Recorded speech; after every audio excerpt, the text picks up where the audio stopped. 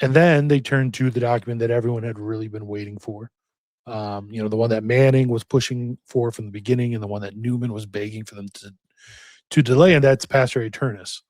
So Pastor Aeternus, they gather for the final vote for it on July 18th of 1870. And on July 18th, a thunderstorm breaks over Rome that is so violent that contemporary accounts describe the basilica going completely dark in the middle of the reading of the document. No lights coming in, through the windows. Lightning strikes the dome of St. Peter's Basilica during the reading of Pastor Aeternus. Wow. And the bishops could barely hear them reading it over the rain and thunder. Now, when the vote's finally taken, like I said at the beginning of this, 700 to 750 bishops were there. When the vote's finally taken, 533 vote in favor, with only two voting against. Now you'll notice the discrepancy of the math there, right? Yeah. That's because now I don't know how many bishops were there when Pastor Aeternus was begun, but the day before the final vote, 60 bishops, most of them being German, Austrian, French, and a few Americans, left the city because they didn't want to vote against it, but they couldn't support it. They did, so they wanted to remain obedient. And abstentions, basically. Basically, yeah. So, but even if all 60 had voted against it, you'd have 533 versus about 62. But so Pastor Aeternus passes, and that's the document that says the Pope has full supreme.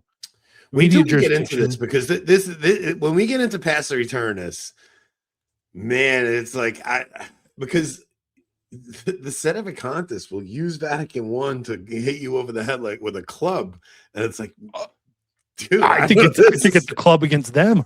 Yes, that's my point. Like, it is so hard to square the Sede position with Vatican I, which is, I just find it funny because the Sedes are the ones who usually, because I've really never read Pastor Aeternus before we decided to get in. It was a couple of weeks before we started this series where I started understanding like just the perpetuity of the Petrine office, things like that are just, man, I don't know how you square that. And even some of the stuff Taylor's been bringing up, right? Like Taylor's been bringing some stuff on X, bringing up some good arguments.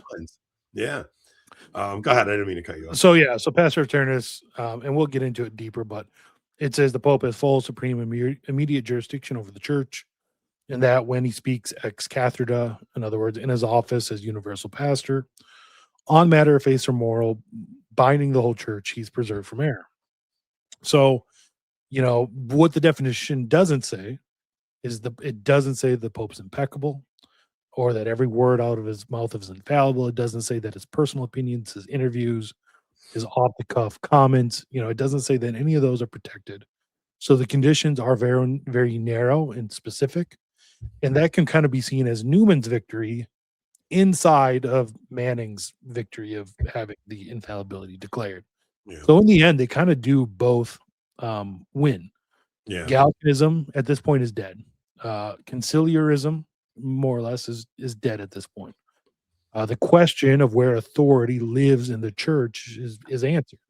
Yeah. So at this point, the Pope's never been more powerful in terms of like dogma and doctrine. But then at that exact same point, or actually the day after, France declares war on Prussia. And this war had been brewing for months, and it's actually the war really is engineered by Otto von Bismarck, who's the Prussian chancellor. And he's actually a really interesting guy to study. He's like the stereotypical manipulative politician, but in like I don't know.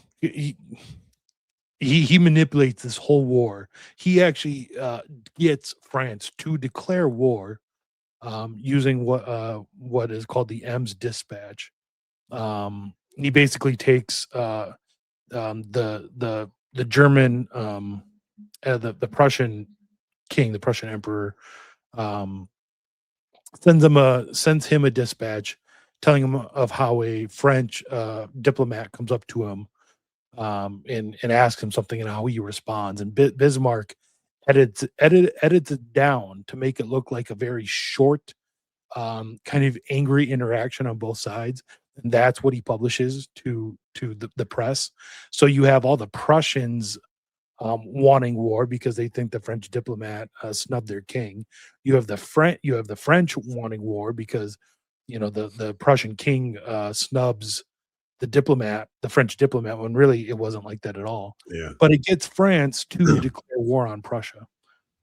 So it baits Napoleon III into this conflict, and it's a trap. Prussia was ready. Prussia, they were experts in planning and in logistics and in like troop transportation via railways and things like this. They were able to mobilize their entire army before France was able to hardly get anyone gathered.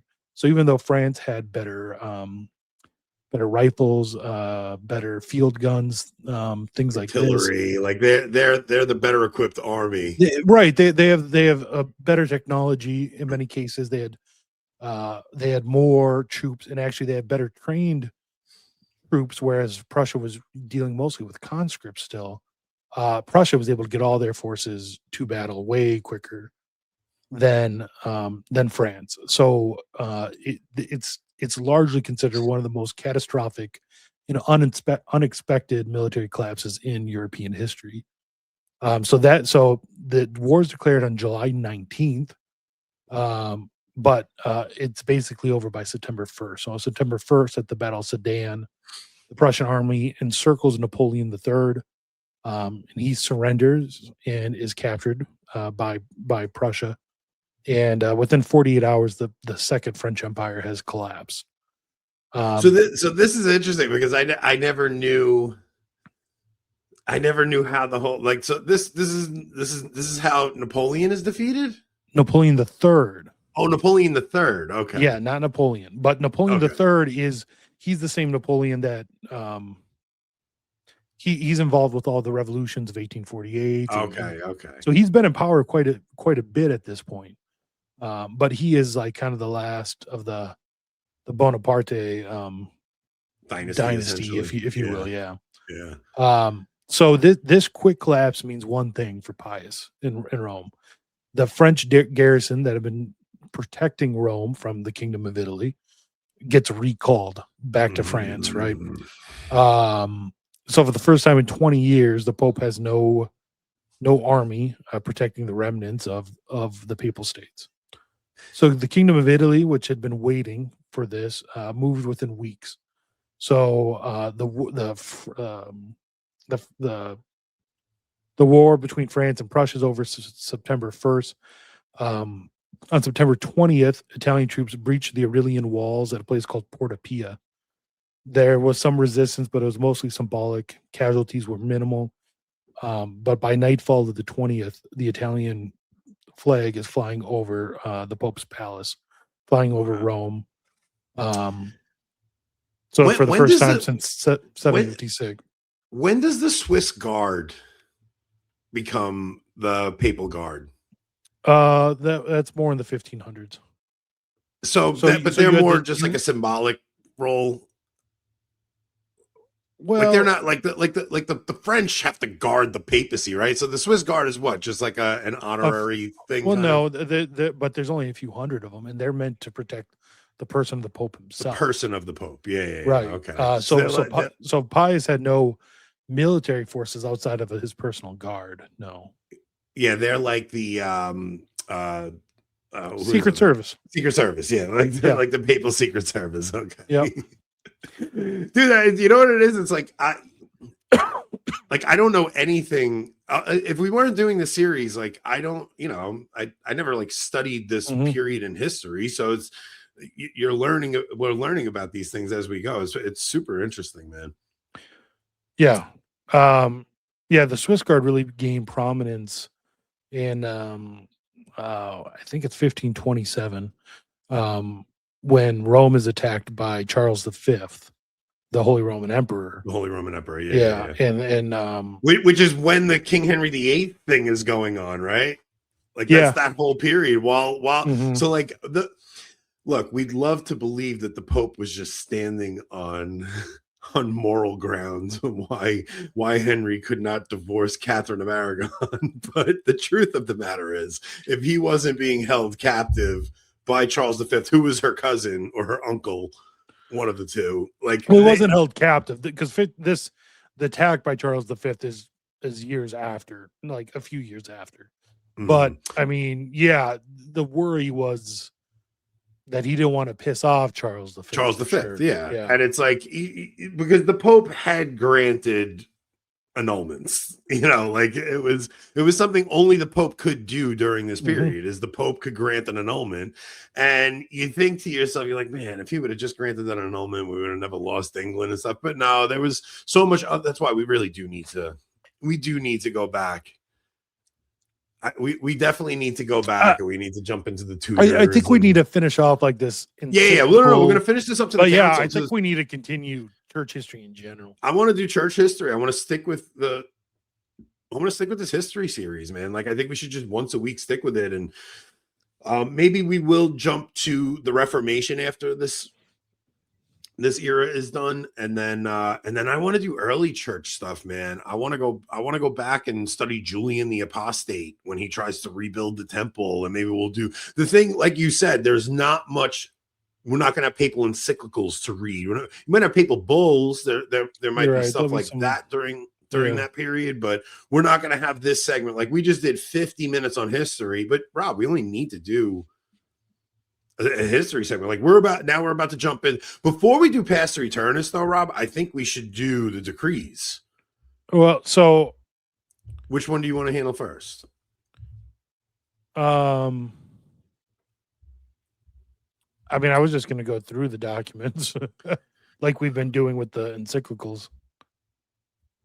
Thank you, Molly. Okay, so but even in the introduction to the decrees, though. Oh yeah, for sure. But before we do that, just to wrap this up. Yeah. So September 20th, Rome's captured.